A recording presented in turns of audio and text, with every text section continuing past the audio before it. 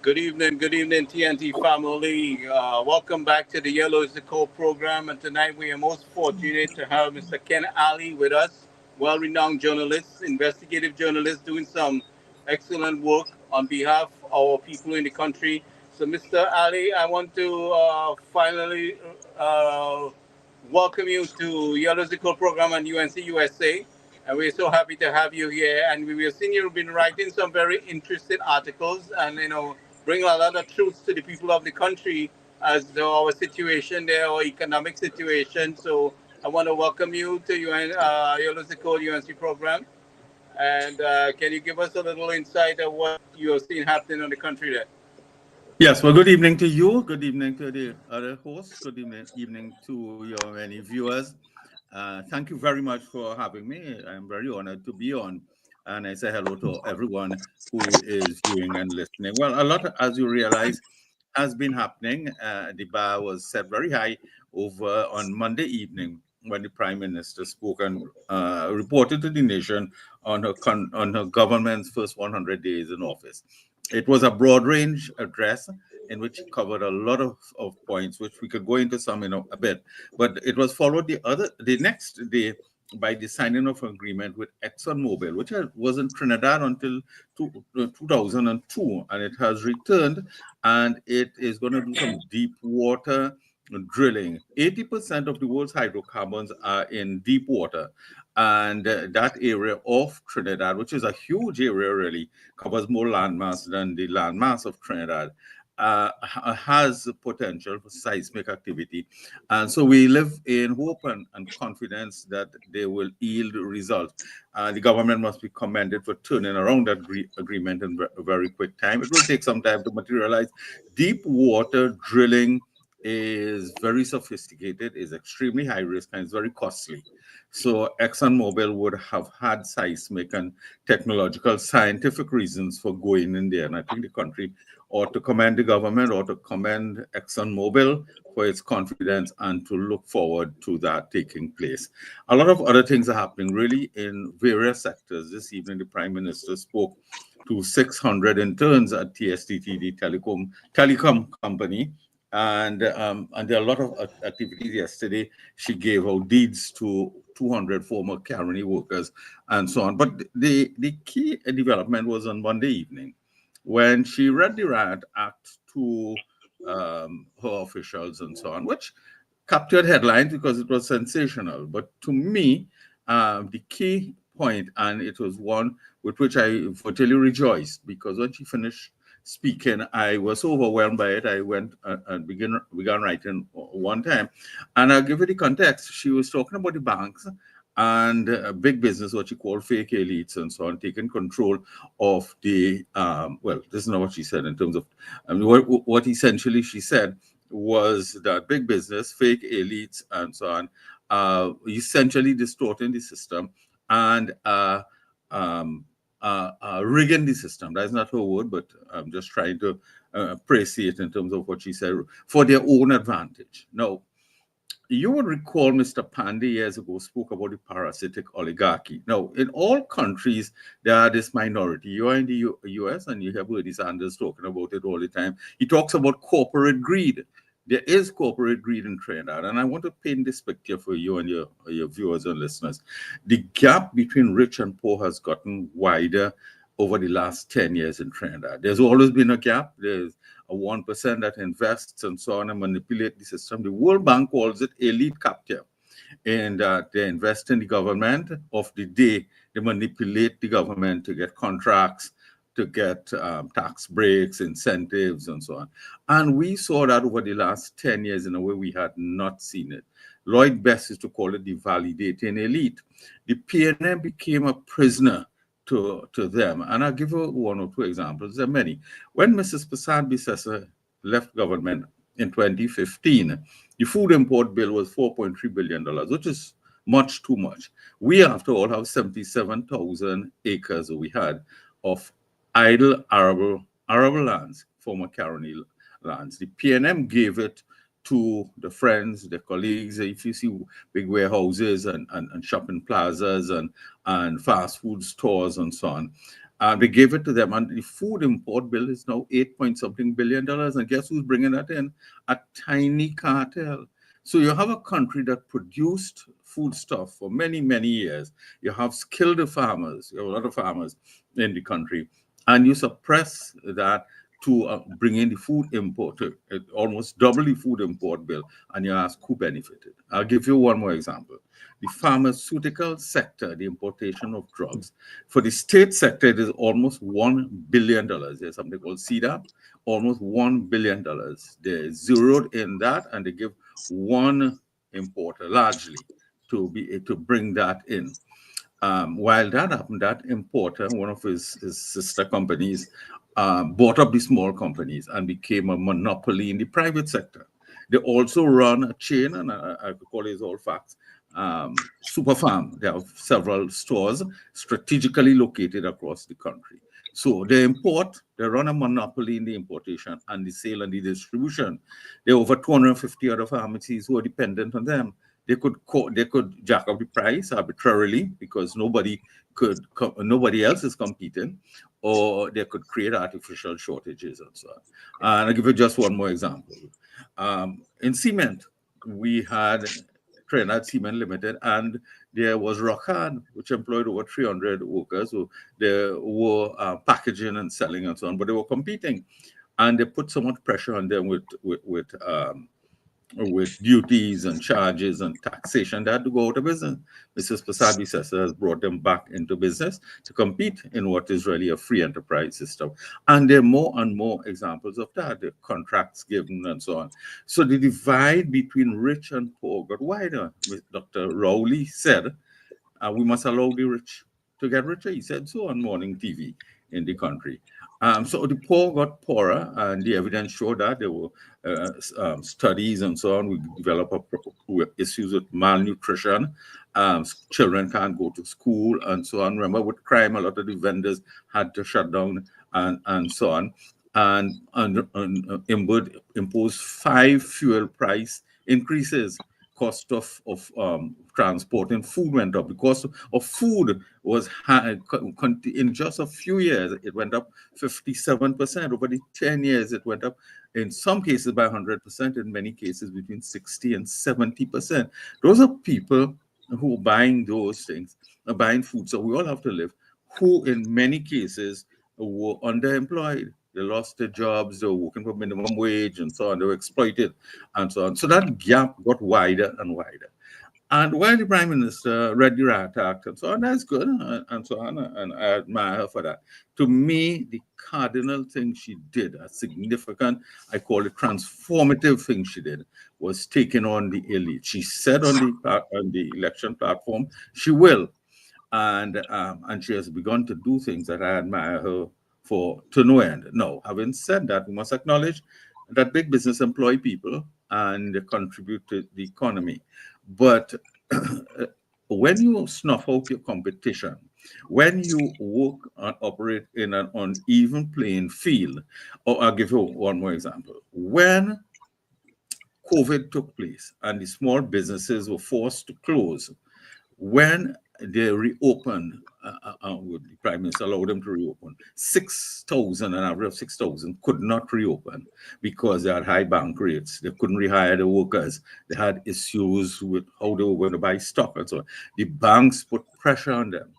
In Britain and in other developed countries, in France and so on, the banks were mandated by policy and maybe even legislation to give benefits to the clients, to give them holiday on interest rates, credit cards, and so on, give them incentive. Trinidad might be the only country in the world where the banks came back to huge profitability the year after COVID. You never hear about that anywhere. The other banks, if you read about them in other parts of the world, let's look at Britain, they came back incrementally. It took a little while and they came back up because they had made a lot of significant, provided a lot of incentive and support for the many clients. In Trinidad, the government just encouraged the bank to support rather than put pressure on them. The central bank never stepped in. And then there is the issue of the bank. I wrote about the bank 2 days ago and again today. we've allowed the banks to run away with huge profits while they impose high fees and charges among the clients. The Prime Minister then, Dr. Rowley, refused to intervene. The opposition asked him about it, and he refused. He said the taxation system he has was adequate. But in Barbados, the same system exists. And Mia Mottley imposed on them, she brought them to talk with the central bank, and they brought down the charges, the interest rates, and so on. So what had happened is that we had an extremely inequitable, and we still a very inequitable system, where a few benefited from the state in contracts, in various programs, in various through various means. The Prime Minister spoke about someone who went to a bank and were getting a loan to put up a structure that the bank itself would rent. That's insider trading. She spoke about the sale of Invaders Bay. Now, if you read, I think in the newspaper today, Derek Chen, who owns Movie Town on the northwestern area, he had serious problems with those business people because they wanted to grind him out of business at the behest of the PNM government. Gentlemen, I could go on and on with that, but to make that point again, to cap up that point, is that I admire the Prime Minister to no end for what she has done. Just leaders spoke about it. I spoke of Mr. Pandey, that's what he meant, parasitic oligarchy, you know. That's what they were bleeding off the system. They were parasitic. They were like those parasites you see on trees and so on. And they were bleeding the system for their own selfish means. And they exist in many countries. Mr. Bernie Sanders talk about it and so on. AOC talks about it in the US and so on. But those were issues here that it didn't generate much discussion. With respect to, I talk about the pharmaceuticals. Let me give you the other side of that story. So they had a monopoly, or they have a monopoly on the importation of pharmaceuticals, medicine. A sister company owned by a family, one man, essentially, also has the franchise for fast food. Fast food, we lose 7 out of every 10 deaths in Trinidad is as a result of non-communicable diseases. Non-communicable diseases, gentlemen, as you know, is heart attack and stroke and diabetes and things. What causes that? A major cause is the fast food that we eat. So they're in every area where long-time people get up and eat sada roti and think, no, they're eating chicken and chips and so on. We are becoming an obese nation. We have lifestyle diseases. 7 out of 10 people dying through the food that are being imported by this group, and this very group now selling it in pharmaceuticals. All of that under the nose of the PNM government. And I could go on and on with these anecdotes, but I just want to say, when I heard the Prime Minister make those statements, and when I see the action he's taking, I have no end of respect.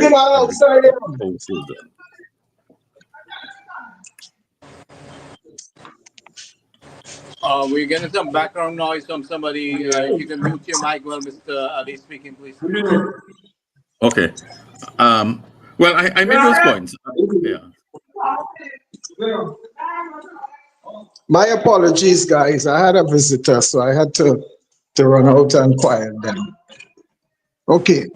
Sorry about that. So let's keep the mic muted until you're ready to talk. No problem. No problem. Go ahead.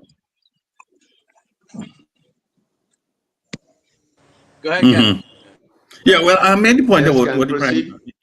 business and so on, and the 1%.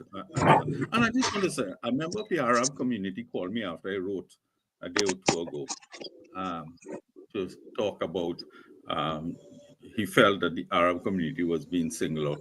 When you talk about the 1%, you're not talking about an ethnic race. You're talking about a group of people, a class. Mr. Pandey used to talk about class. He used to say the issue with Trinidad is not race, it's class. And I think Mr. Pandey was correct. It took me a while to come around to that view, but Mr. Pandey was correct. The issue is class. And there is that class, a tiny class more than any other, that has bled the system at the expense of the people at the lower rung. And I give several examples, and I put all that in the context of what the Prime Minister said on Monday night. for which I have enormous respect for her. I think it is one of the most significant addresses by a prime minister um, in a long time, because no one has dared to challenge an established system, one that the PNM feathered and groomed and encouraged over the years. And this prime minister has dared to take that on. One does not expect that she'll dismantle the entire system, but I think what she's looking for is equity and a fair play, a level playing field, as level as it could become, to the benefit of all the people of Trinidad and Tobago. You would also see that she's doing things, I just want to branch out a little bit here, where she talks about the state enterprises. She talks about Caribbean Airlines and says that none of the many routes is financially viable. She talked about the high cost of operating Caribbean Airlines, and she's put, and other state enterprises. You know, we have 55 state enterprises in this country, 55, 43 wholly owned by the government. The others, the government has minority or majority shareholding in them. And most, possibly all, are dependent on the state. Up to a few years ago, I don't know if this is still the current figure, 52 cents of every dollar the country generates went to subsidizing state enterprises, whether it's WASA, whether it's TTT, whether there are many, 55. And the prime minister said, put people there to turn around the companies. I think in some cases they would have to be shut down, but it should be rationalized, because she's saying this, and this is the point I want to make. The money that is going there could go on to get school books for children, could get laptops for children, to get GATE. She's strong on the issue of school children, could help the people at the lower rung of the society. And I agree with her, and I can't see any fair-minded person not agreeing with the prime minister. Why must we sustain 55 loss-making state enterprises when there's so much poverty in the land? No, I don't think 55 could be shut down. You can't shut down TSTT and several others. But I think she could rationalize them, put people there who would make it efficient. There is a lot of padding there in terms of staff, the bloated staff. There are a lot of legal fees being paid by a lot of them. And the key thing, I think, has to be to try to make them lean and mean and profitable, and to shut down those that are not strategically important. Because while you talk about getting investments, foreign direct investments, and local investments, and that's fine, we must get that. But we are at the other end, we must cut the fat. And I think the prime minister is determined to do that. And I would like to see that happen. I think we have sustained the state sector with unnecessary companies for too long, to the disadvantage of the working masses who have not had enough spent, whether it's to fix the roads or to their schools. We had schools that were abandoned and so on, preschools and whatever they are, to help the people at the lower rung. So that's another policy matter. There's a strategic intervention the prime minister is making.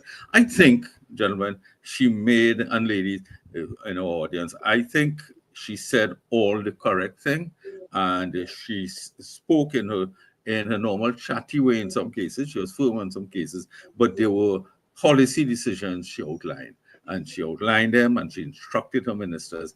And I anticipate that, first, let me say this. I think that she's used the first 100 days to set out the tone for the kind of administration she would lead, which, as I said before, and I say again, I think it would be transformative. I think it would be more equitable. And I think it would give the small person a fighting chance in this society.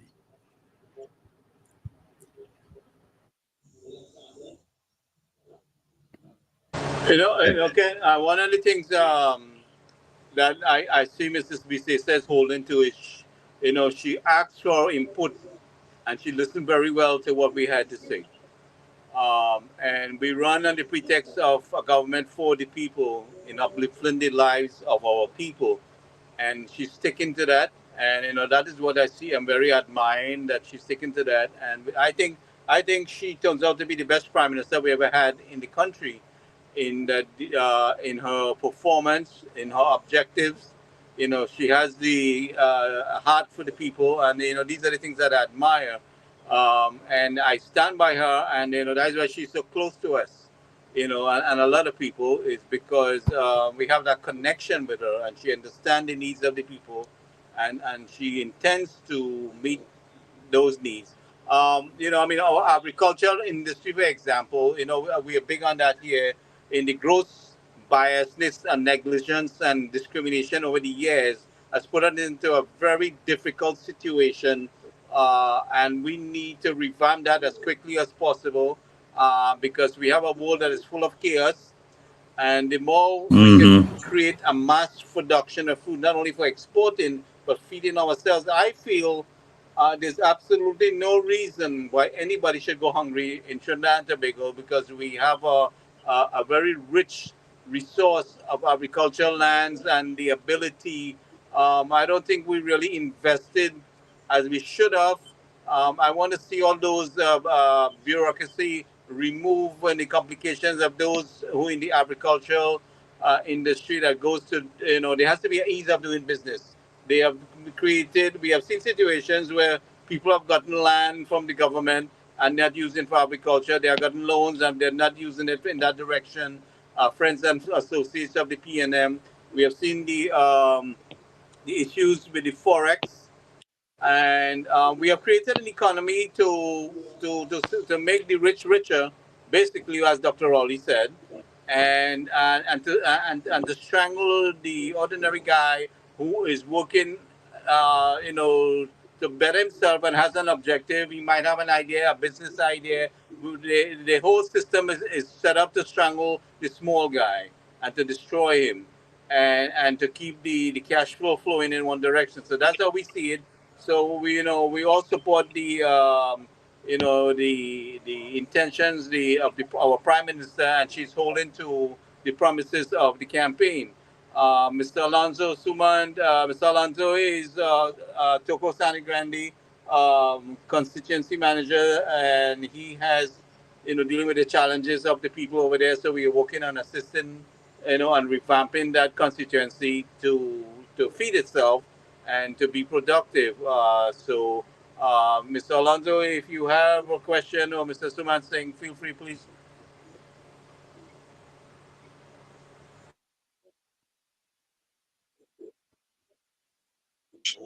Yes, yes. Hold on. I just Okay. with with the what he's saying, I had to write the prime minister herself personally to thank her. I did so on Tuesday. Yeah, yes, because I felt this of all the political speeches and all these, you know, display of what should I say, autocracy from previous prime ministers. I think this one really hit home, and I can relate to it as a senior manager and so on. That it shows true leadership, and I had to take up my pen and paper to give her a nod of approval. Can I have one question? And you first thing you touched on was the banks. And yesterday I happened to be hearing a lot of what has been going on at the ADB, Agriculture Development Bank. We are Mm-hmm. trying to reduce our food import business, or can be one of the drivers for that to happen. The ADB is racking up a series of liabilities because they have lent monies to the wrong people, mostly because for the criminal elements. So the farmers who are supposed to be the beneficiary of this type of grant or aid, as we may say, are not really reaping the benefits of that monies that have been set aside for their side of the business. It's been filtering to the wrong elements. And I don't know if you're aware, but the old P&M board was scrapped in March, and a new board, P&M board again, was appointed in April. But that never came into fruition because the election was called on the 28th, and they lost the election. So what has happened, what the situation is right now, is that there is no board. A lot of the senior managers are on administrative leave because they were colluding with the board. When the P&M board was functional, they were colluding with the board, and somebody bust the S, and a couple of them, more than a couple of them, over the 2 years with full pay and so on. And this is from the inside. It's really frightening and sickening situation. Okay, I don't know. To the wrong people. And I may have sent you, along with our banking guy Ved Sriram, I copied you on it as well. Again, if you can get or do some investigative reporting, which you are famous for, I always look up on you to be doing that for the country per se. I mean, I would like someone to really delve into seeing that we have a Minister of Agriculture who is trying hard to tackle the food import bill, which is astronomical. And here is it, the agency that's supposed to be at the forefront of helping the farmers basically are in a fraud mode, or have been in fraud mode. There have not been any investigations on this thing.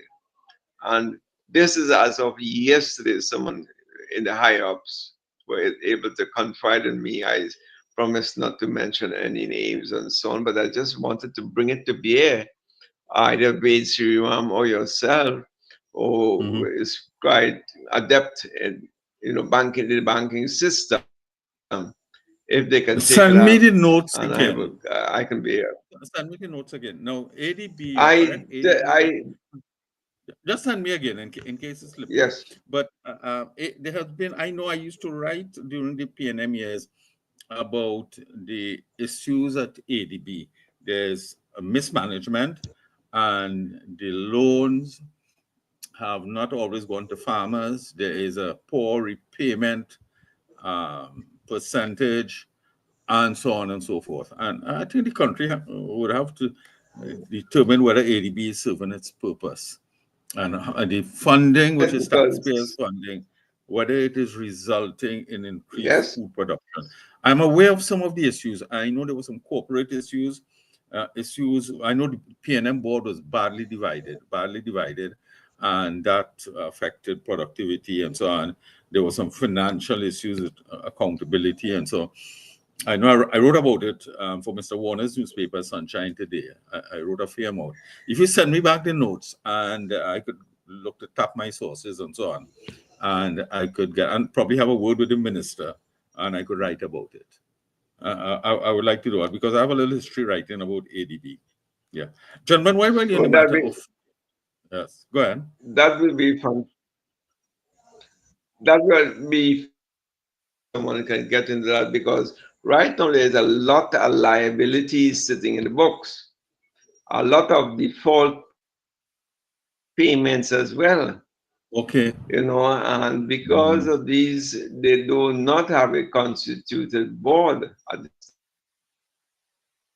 Okay. Well, okay. Send me the key points. Under the impression when a new board comes in.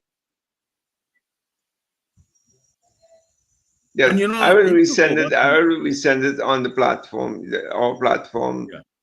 Good. I'll look out for it.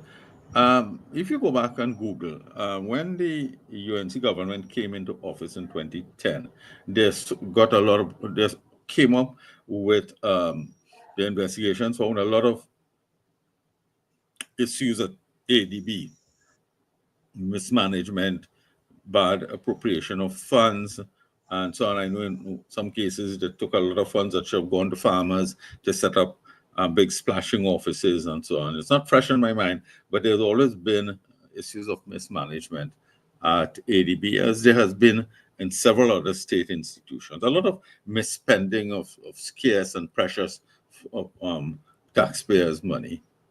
So yes, I will look to do some work on that. Just to say, with the matter of food production, the CARICOM came up Oh, that'll be with fun. a plan. Yes. Okay, I was saying that the CARICOM came up with a plan a year or two ago called 25 by 25.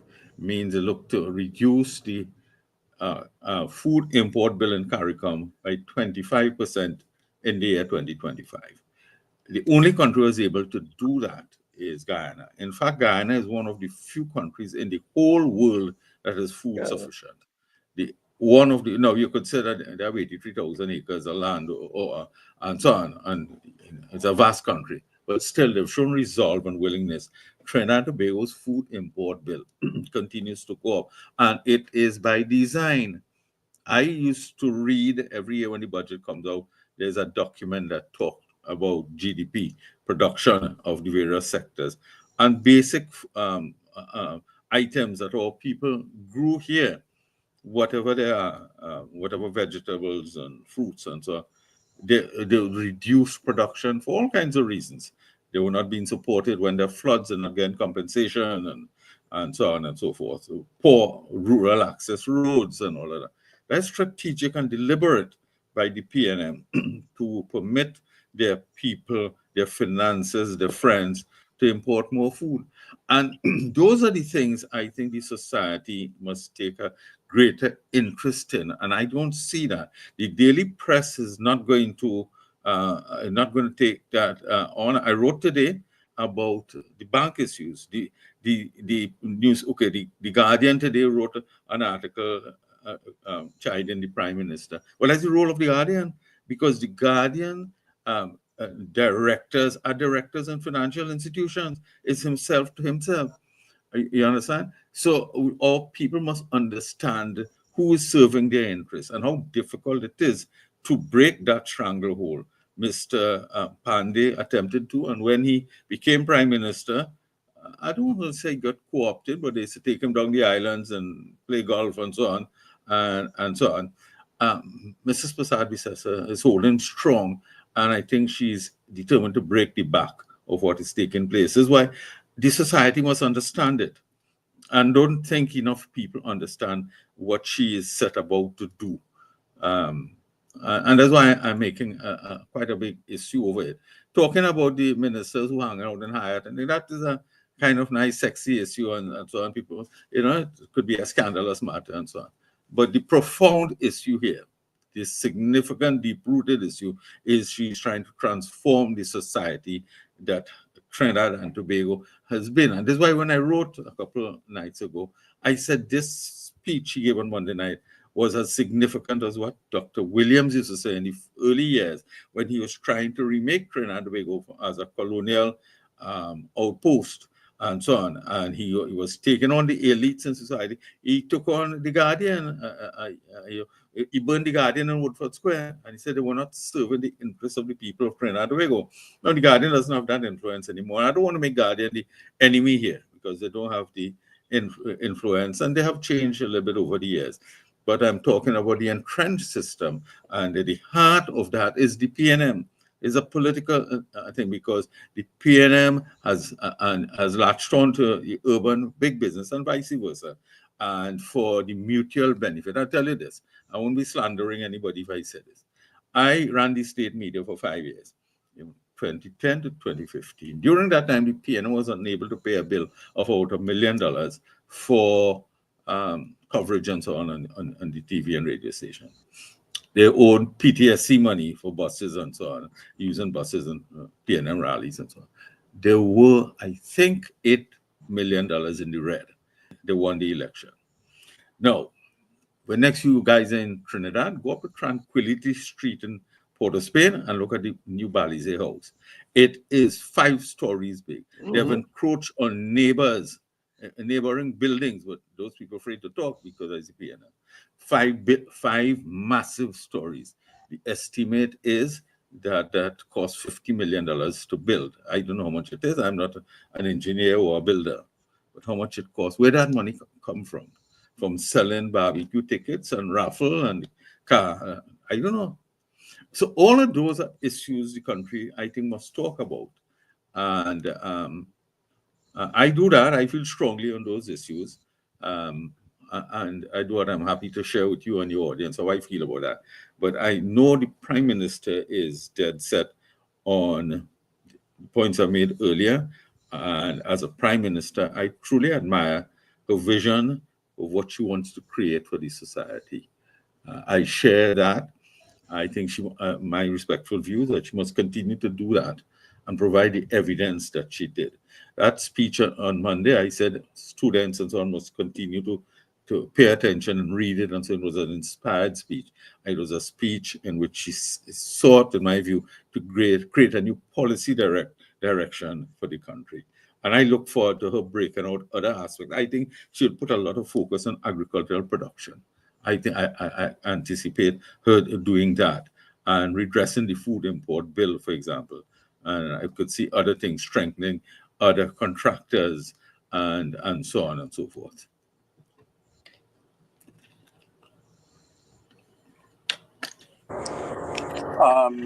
Wayne, you have any questions for Mr. Ali here?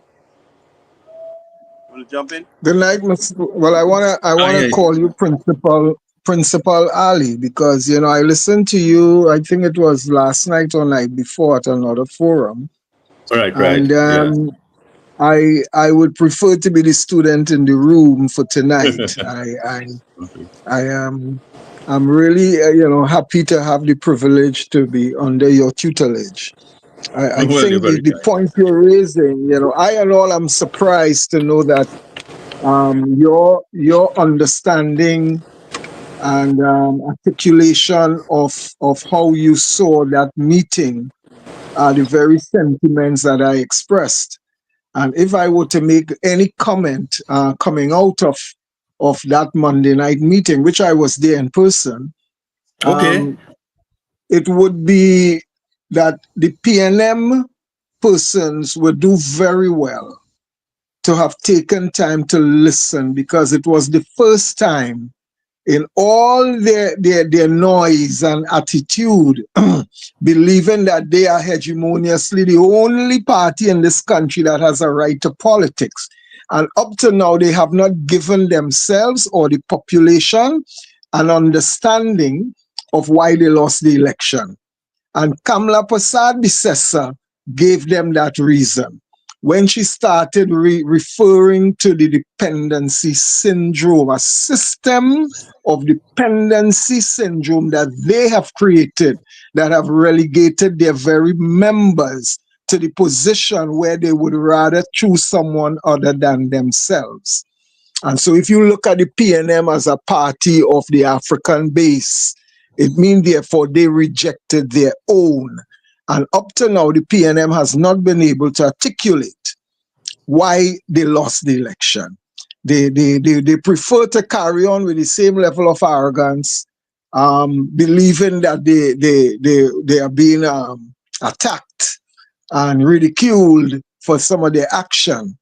And they are not, now I am sure some of them deep within their heart understand how their system worked against them. Have they learned their lesson from all their ramblings over the last 3 months? It gives me the impression that they have not. And they believe that the UNC is a 5-year government and they are just marking time to return to government. And I strongly support the position that Kamla 2.0 is not Kamla 1. I strongly support the position she has learned her lesson. I strongly support the position that she will do everything in her power. You know, someone asked me today, do you think things are going to change? And I said, I am very optimistic that things are going to change. We are at a very transitional period right now. We are at a position where at the darkest time of night, light is nearest. I strongly believe that coming out of the budget in September, October, that we will start to see ministries being funded, and a lot of the promises she has made will start bearing fruit. And so I continue to tell people to hold on. Now, there is this other issue right now about the 100-day, where the media is questioning citizens about their feeling about the 100-day. And, people are very middle of the road on that issue. Well, yes, but, my perspective, I give her full 10. And I give her full 10 only because when you look at the amount of ground that she has to make up, considering that she went into an empty treasury, and in spite of while she's managing and still dealing with it, she didn't complain. She went straight into loan position to keep the government running, and she is doing what is needed. So when you look at the amount of ground she had to make up, more so the fact that she has been able to quiet the population, continue to feed hope, continue to build a sense of camaraderie, a sense of unity. Look at the crowd today. That crowd in the 600 kids, it was a full representation of Trinidad and Tobago. So I strongly believe, and I support the position, that it is the best prime minister we have experienced in this country to date, especially coming out of 10 dark years of PNM rule. 10 dark years of Keith Christopher Rowley's administration. And so I'm still learning. I appreciate the opportunity to listen to the academic approach to understanding the thing, and I appreciate the opportunity. Yeah, I just want to take up on one point you made, and that's about the PNM. The PNM wouldn't learn, and you're right, they feel a national office belongs to them, and anybody else is an interloper, only there for a little while.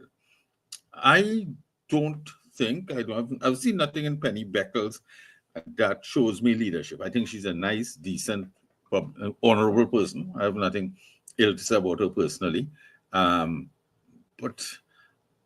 she's a foil to what Dr. Rowley was. Rowley was hard-nosed and arrogant and high-handed and abrasive and so on. And I got some reports from some PNM people how he treated some senior people and so on, all falling within the groove of what Mr. Manning said about him.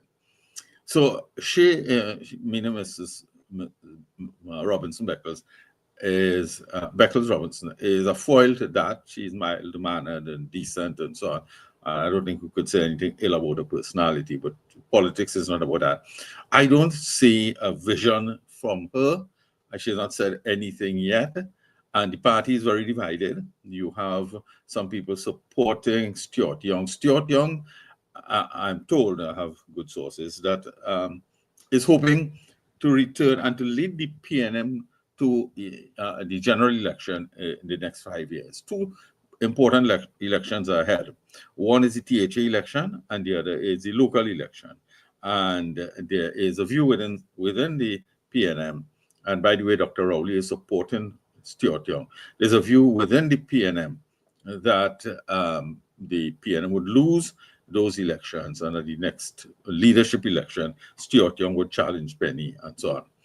Now, there's nothing I've seen or heard in the PNM that suggests that they want to break the close ties with the 1%, that they want to be all-embracing of all the people. And let me make a point on that note. I've said several times that the rain that took place, and we've had some rainy patches in recent weeks, the rain that took place in the country, if the PNM was in office, we have had a lot of floods. You do not understand and appreciate the devastation of floods until you are in it. Your home is swamped. You are at the risk of diseases. You lose valuables, whether it's your computer, your clothes, your books, or whatever. You lose your livestock. You lose your agricultural production. You lose your farm vehicles and the other vehicles and so on. And there's no compensation. You really don't easily come back from that. And what the Prime Minister did upon coming into office is instruct on flood mitigation efforts. So they went and they dredged and so on, and they found that these things, these waterways had been abandoned. I ask, how could a man like Sinanan, former Minister of Works and Transport, have been so inefficient? He came from the private sector, and I think he was successful in the private sector. He was inefficient and incompetent. And people suffered immensely every year when all you had to do was dredge the waterways and dredge it effectively and dredge it on a timely basis. And that is one of the things that demark the UNC from the PNM. The PNM is an urban-centric government, doesn't have time for rural Trinidad. I remember a few years ago when there was a flood, a huge flood in Central and South, is after days of criticism in the media about not turning up. Dr. Rowley just turned up and so on, and just to take a little look at it like a tourist and so on. No effective measures were taken to deal with the issue of flood, which Trinidad is, by its very topography, there are low-lying areas and so on, and there are swamplands and so on. And those things must be treated in the manner they ought to be treated. That's one. Let me make another point that speaks to the urban nature and what Mr. Pandey used to call rural neglect. And I talk about the water issue. Right, no, I talk about the floods. I want to talk about the water issue. Clearly, we do not produce enough water to sustain 24/7 throughout the country, which is in itself an indictment on Trinidad and Tobago, a small island. But until that is resolved, clearly there must be equity in the distribution of water. And there isn't. So you find some parts of the country get water 24/7, and some get water once or twice a month. That just can't be right. That can't be right in any society. Immediately after getting into office, the government has done things to make the thing more equitable, and so on. For example, in Penal, they set in ponds and so on. And these are simple solutions, as they say, low-hanging fruits. And it indicates a government that is determined to have equity in goods and services, and in one hand, and the PNM on the other hand, which really didn't care for people outside of their voting base. And so I say all of that to say that I have not seen anything from the PNM, the new leader, to say, listen, we're going back to the drawing board. We know that the people voted against us, and there had to be fundamental reasons why they voted so much against us. You talk about La Brea and Point Fortin and some of the areas in Northeast and so on. There has to be serious reasons.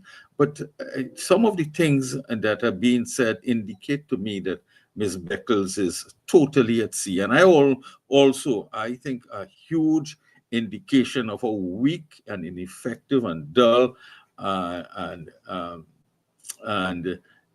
not fit for office she is that she has put Faris Al-Rawi as a senator and a frontline speaker. Faris Al-Rawi is the PRO of the PNM, the same Faris Al-Rawi who was associated with $1 million contract, the same person who had to recuse himself from Parliament, from cabinet meetings. You recuse yourself because you had a vested financial interest, not for any other reason, not because any other thing.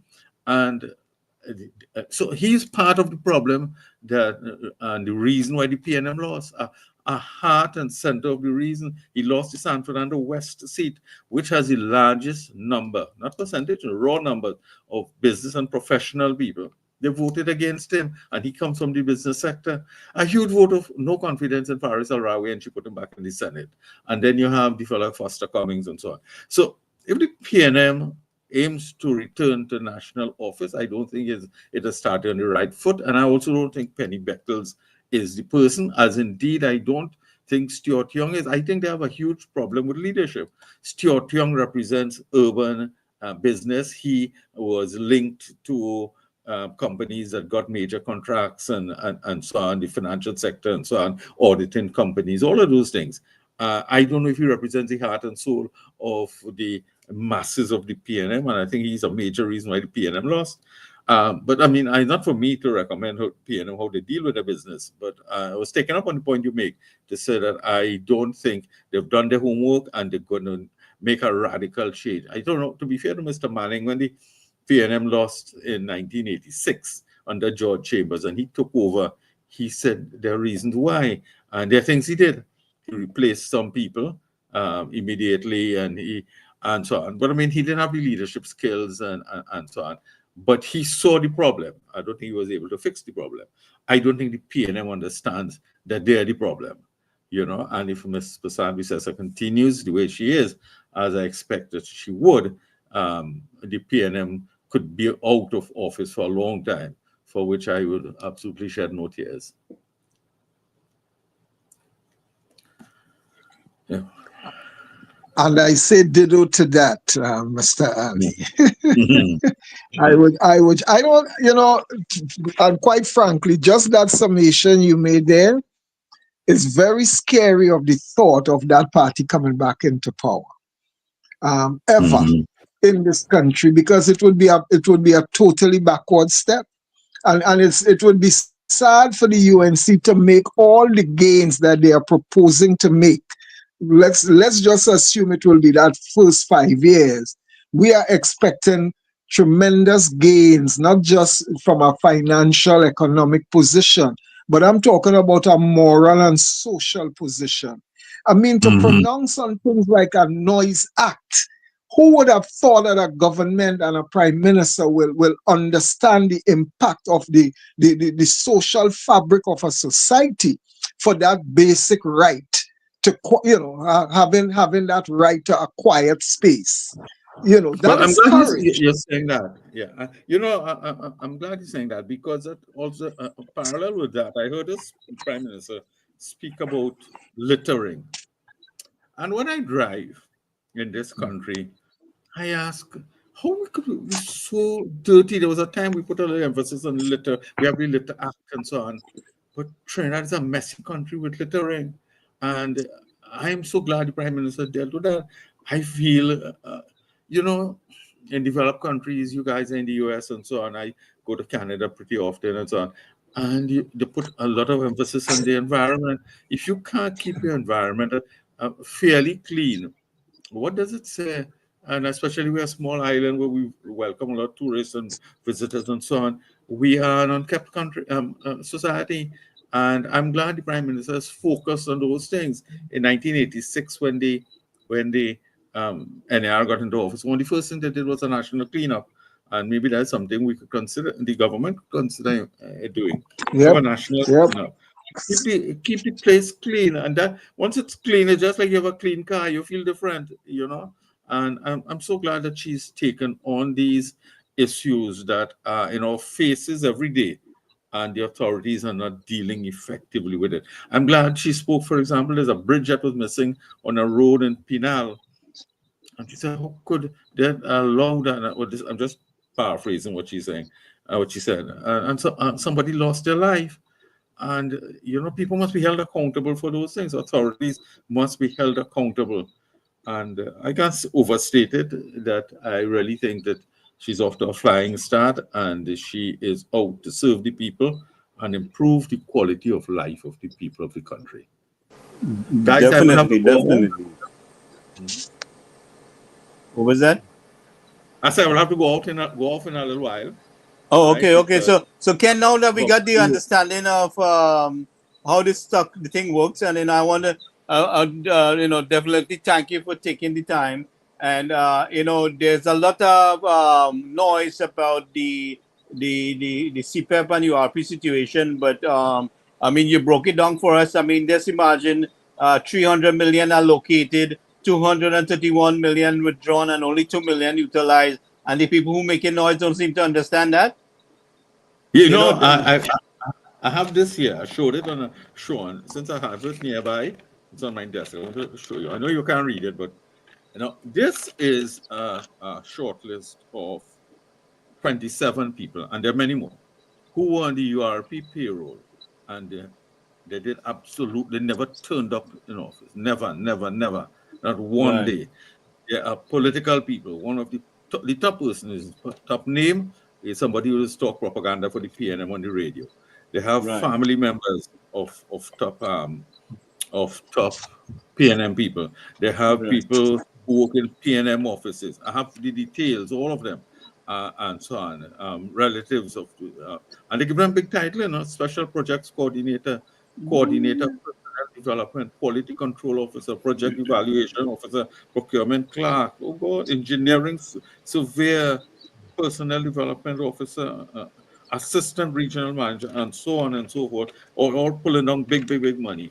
That was part of the URP racket. Another part, of course, was the ghost gangs. All of this is part of the ghost gangs. And then you had the CPEP thing. The Prime Minister has indicated a plan to redraw that whole thing. The PNM, what they did through these measures and things like the Civilian Conservation Corps, they put people on payroll to keep them quiet. All right, and without helping them develop these skills. The Prime Minister has a different outlook on it. Let's help develop skills. There will always be people in the so-called underclass that you need to create these opportunities for. But the PNM never created a vision to develop skills for their base, and they just put people on payroll and kept them there so that they wouldn't make noise in the community. right. So whenever you get a chance, we'll come back and I mean, this channel is available to you. If you want to do any breaking news, just give me a holler and say this happening. You on the location or something. I send you a link and we're going live. Welcome, Dr. Ramroop. Ken is getting ready to leave, so if you have any question, real quick. No. Just hello, Ken. How are you doing? Good. It's nice to see you there, Doc. What's happening? Just watching the CPL there, and I run a little bit late. Uh-huh. Oh, Right. So Ken, what I like to do is, we started that team for Toko Sani Grande here, and I would like to have you on part of the advisory team in steering, how we develop. I don't know if I have skills and knowledge to advise, but I'm always there. Well, we like to have you there.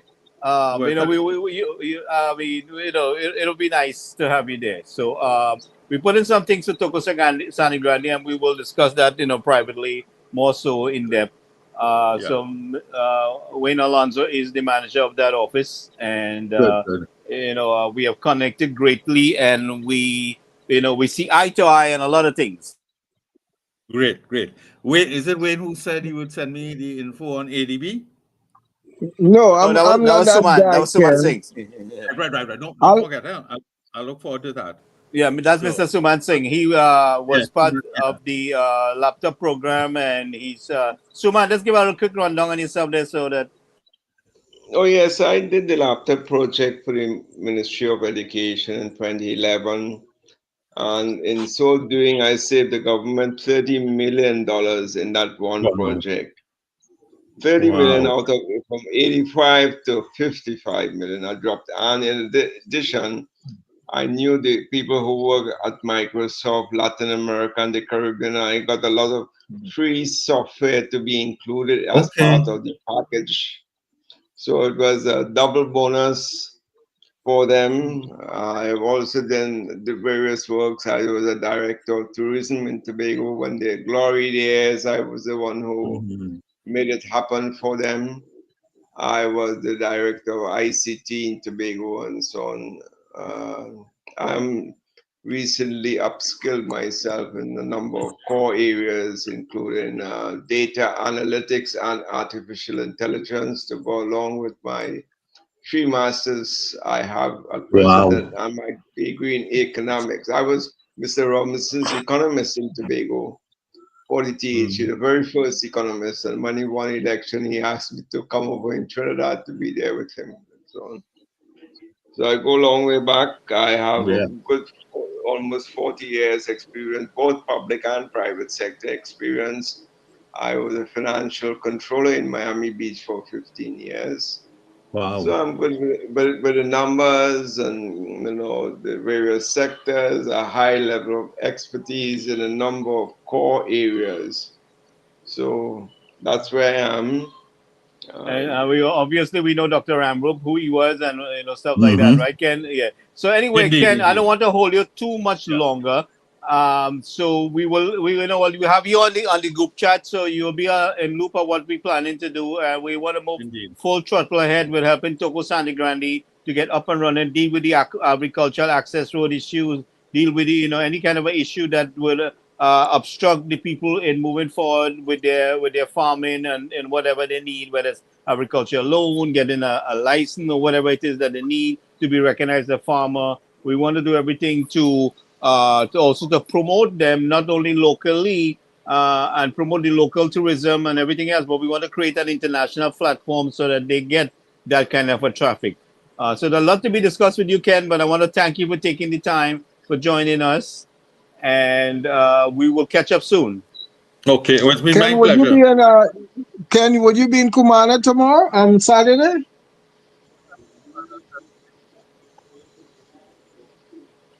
Huh? What's Ken? happening on Saturday? There is I understand your buddy will be up there with his All Force team playing a team from Tobago. Oh, I didn't know. He has never invited me to play all fours. Maybe he knows that I am not a great player. Okay, You okay. speak Well, Warner, right?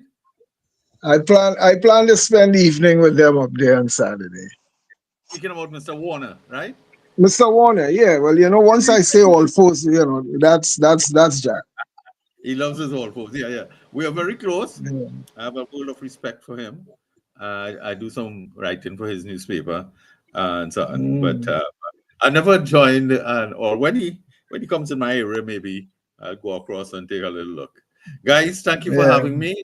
And All best right. wishes. We'll link up again. Wonderful. Well, have a good night, All right. everybody. Thank you. Okay, Take care. bye-bye. Have a good one.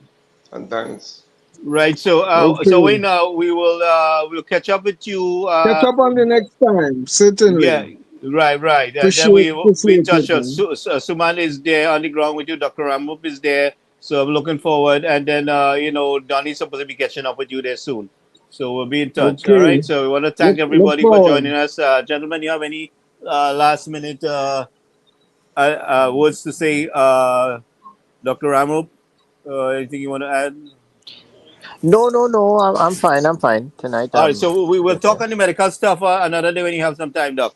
Sure. I see they lost some fentanyl there, which is a very, very big problem there. That is a very bad thing. It's a very dangerous drug, as you know. So hopefully something happens with that investigation soon. Yeah, are you free tomorrow night, or let me know if you want to discuss anything in the reference to the medical situation Sure. there. Yeah, no problem. We keep in touch. Let's see what happens with the fentanyl. I hope they trace it very quickly because that's a dangerous drug. So that's circulating in Trinidad right now. Is that what you said? Correct. It's Okay. stolen. So it has to be somebody has to be either using it or Well, buying it. in the U.S., we have the police moves around with the Narcan so they can save the lives, but Trinidad we don't have that kind of skills and training and resources. No. And then you see we have all these kidnappings and whatever. So those are something that we have to be very careful of now. Well, I'm hoping by now that we are more effective on the border security there and locking down the border a little much more better.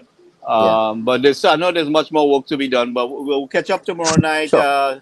You guys. Suman, do you have anything else to add at this point? No, I'm comfortable. I'll go ahead and send Ken what he asked for, so he will be apprised of what's going on. And Right, even so- those investigative write-up, ADB being among the banking sectors, where there's a lot of scrutiny going on right now. So let's see. But we want to get this operation going forward with Toko Sangre Grande as quickly as possible up and running. So we're trying to get all the consultation up there. So I'm so happy you're physically there, Suman. And you could link with Doc on the ground there and the rest of the guys. Sure. Right. So Wayne, we'll catch up tomorrow night. Or Okay, you on tomorrow night? You'll check us for tomorrow night? I cannot say because my MP came up today. He had to rush out. I think they had some emergency cabinet meeting. So I think Okay. he All should right. be back tomorrow late. So I will see how the evening goes. Right. All right then. So Yeah. we'll be in touch. All right then. Send me the link. Okay. All right then. Have All a right good then. night, everybody. All right then. Have a Good good night, night. everybody. Thank you, everyone, for Good joining night. us. Take care. Bye.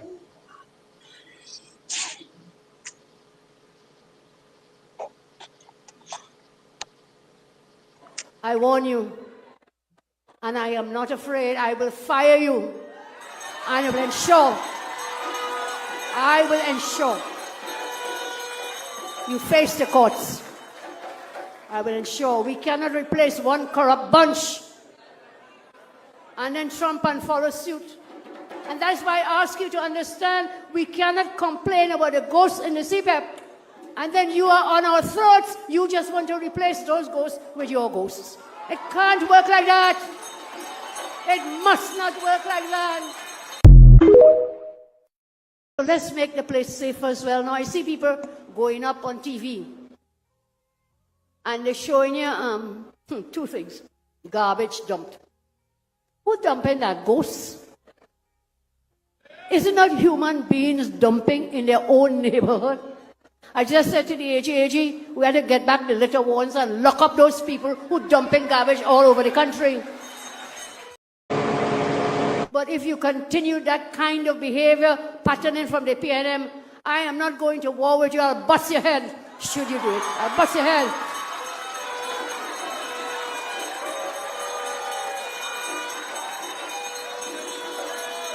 The UNC rank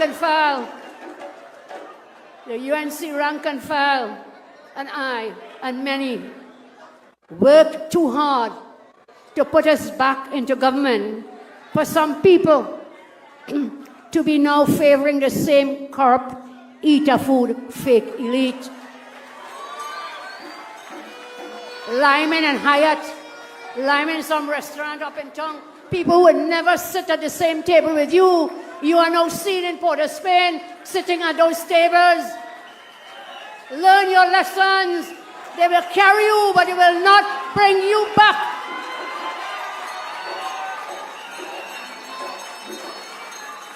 Consider this as a warning. Consider this as a warning tonight. If you continue, I will publicly call you out one by one in front of the UNC membership.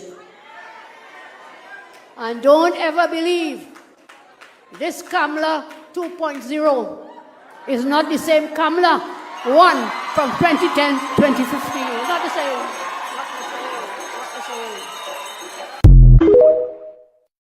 Tonight, I'm warning the boards and management of Republic Bank, First Citizens Bank, Exim Bank to sort themselves out.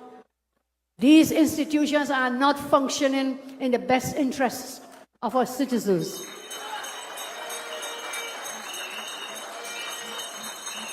They operate in the interest of a few. Imagine this. This really happened. This is a true story. Imagine a 1%er walks into the office of Minister Jerlin John. He comes in with a folder with paper, and he puts the paper on the desk. And you know what is in that paper? Puts that paper and he tells her he wants land at Invaders Bay. He said he's getting a loan from Republic Bank to buy the land. Of course, at reduced discounted prices. And guess what? He's then getting a loan from the same Republic Bank to build a building. And then the same Republic Bank will rent the building from him to allow him to repay the loan and make a profit. This is a real story. That is what has been happening in secret behind closed doors under the former regime. Thank God you put us into office so we can expose them for their dealings.